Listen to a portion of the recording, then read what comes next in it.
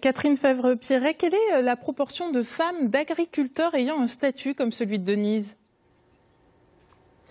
Alors aujourd'hui, pour la Bourgogne-Franche-Comté, donc en Franche-Comté, nous sommes 2500 exploitantes.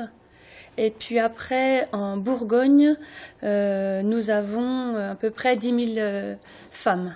Oui, chefs d'exploitation. Voilà, là ce sont les femmes chefs d'exploitation, mais les femmes qui aident les agriculteurs et qui ont un statut, elles sont nombreuses? Oui. Ces dernières années, ça évolue.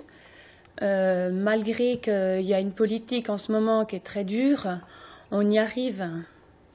Existe-t-il différents statuts pour une femme d'agriculteur?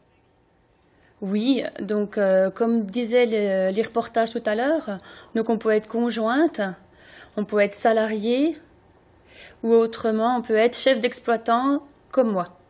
Voilà, vous êtes par exemple chef d'exploitation, vous êtes nombreuses dans nos régions, vous l'avez dit, vous avez donné des chiffres. Ce sont des choix de vie, une passion, ou c'est plus une tradition de venir à l'agriculture?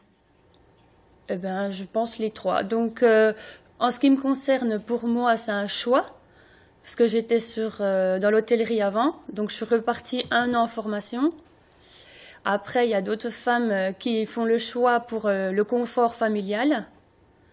Et il y a 20 ans en arrière, souvent, elles n'avaient pas la chance, c'était plutôt une obligation. Maintenant, c'est véritablement un choix. Vous le disiez, il existe plusieurs formations?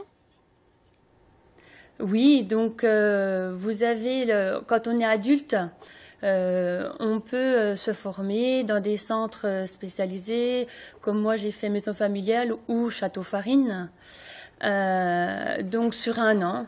Et après, on a un diplôme qui permet d'avoir des droits d'installation et des aides. Oui, maintenant, pour devenir agricultrice, on est obligé de passer par une formation. Oui. Elle dure... C'est plus simple. Pourquoi c'est plus simple? C'est plus simple parce qu'en même temps, on fait des études, on fait des analyses dans ces formations-là et ça nous permet d'évaluer un petit peu et étudier l'entreprise qu'on va reprendre ou notre future entreprise, parce qu'on n'a pas toujours l'entreprise en face au bout de cette formation. Et donc, pendant 9 mois, on communique avec d'autres collègues et ça permet de partir sur de bonnes bases. Oui, puis on l'a entendu cet été quand même, les agriculteurs ont manifesté. Vous faites partie de la section nationale des agricultrices. Les femmes vous font-elles part de leurs difficultés ou de leur appréhension?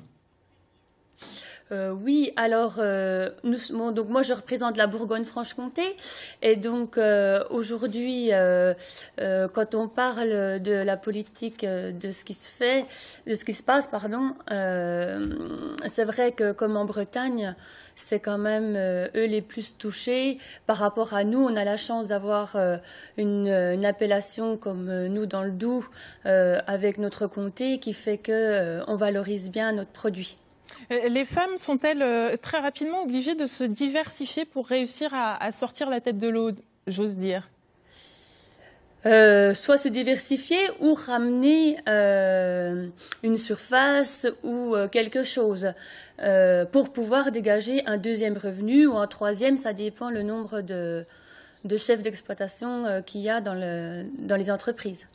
Très bien, merci pour toutes ces précisions. Et puis je rappelle également qu'une manifestation nationale est prévue ce jeudi à Paris à l'appel de la FNSEA et une autre est prévue le 7 septembre à Bruxelles. Nous y reviendrons dans nos journaux régionaux. Merci à vous.